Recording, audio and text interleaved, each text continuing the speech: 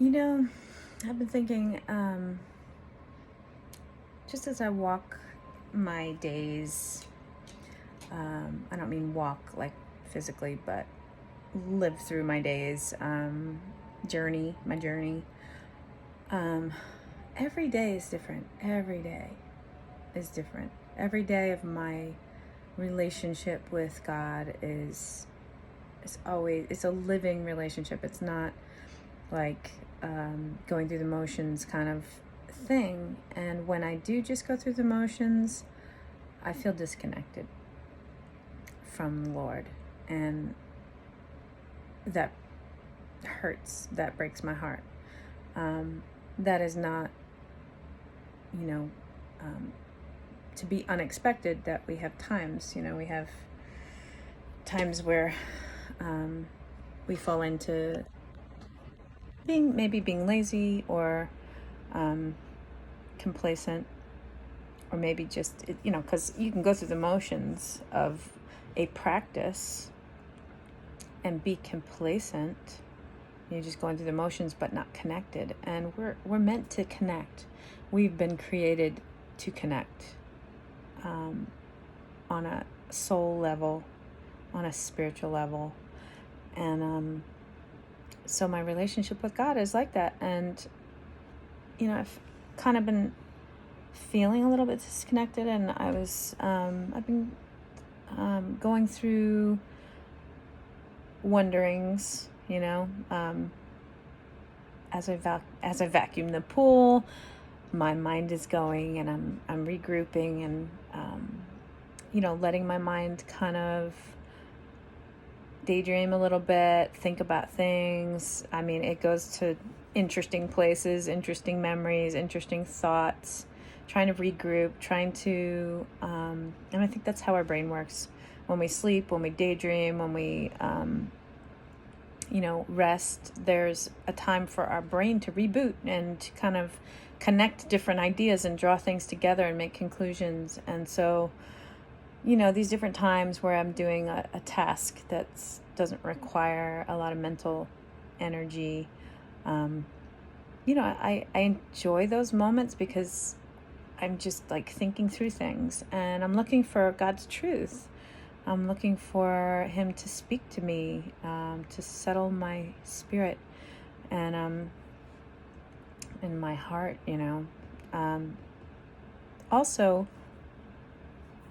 I was doing like a detox, a physical detox of coffee, of unhealthy things like sugary snacks and dairy and wine, alcohol, anything like that. I was just detoxing and really taking some time to see how well I could be disciplined in my physical, you know what I mean? Like,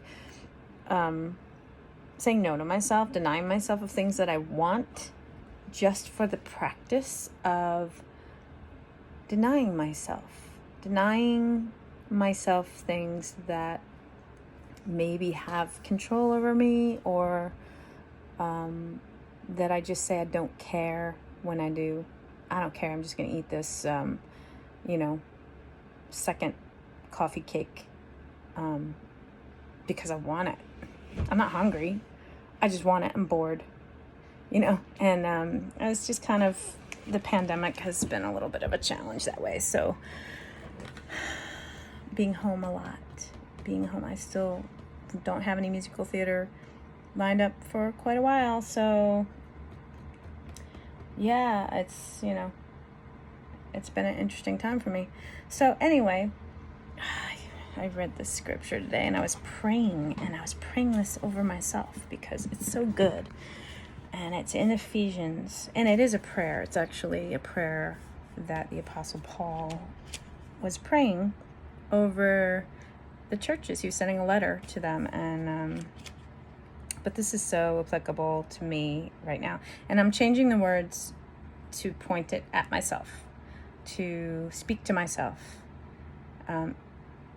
because I know this is for each of us. This is for everyone.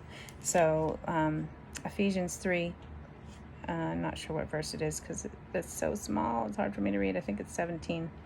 By constantly using your faith, and let me say it the other way, constantly using my faith, the life of Christ will be released deep inside me, and the resting place of his love will become the very source and root of my life.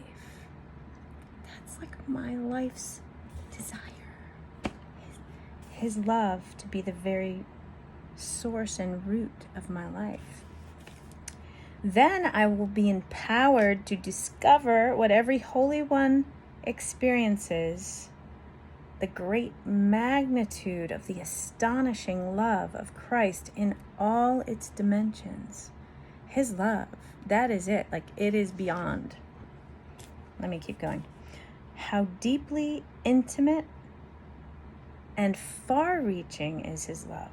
How enduring and inclusive it is.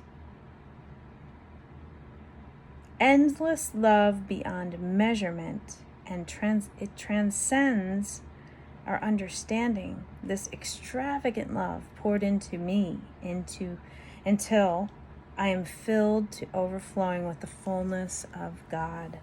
The fullness of God is his love. That's the fullness. That's what it is. Never doubt God's mighty power to work in you and accomplish all this. He will achieve infinitely more than your greatest request, your most unbelievable dream, and exceed your wildest imagination. He will outdo them all, for his miraculous power constantly energizes you.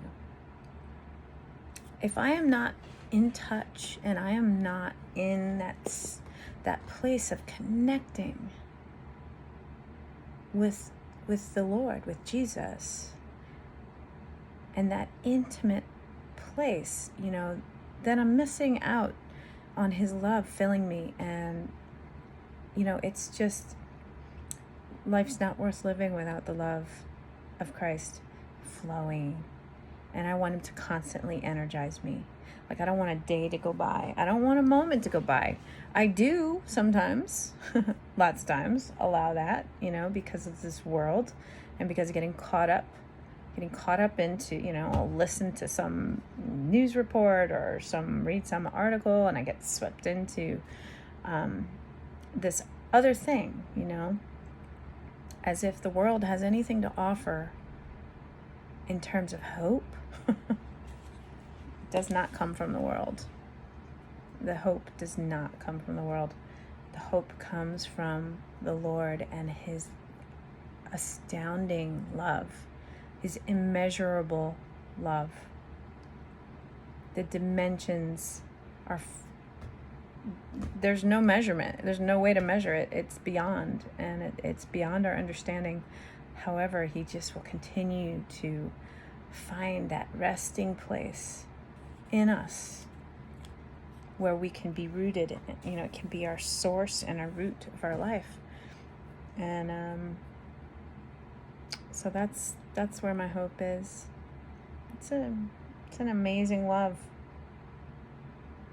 and his mighty power, he will accomplish so many things, but that's the key.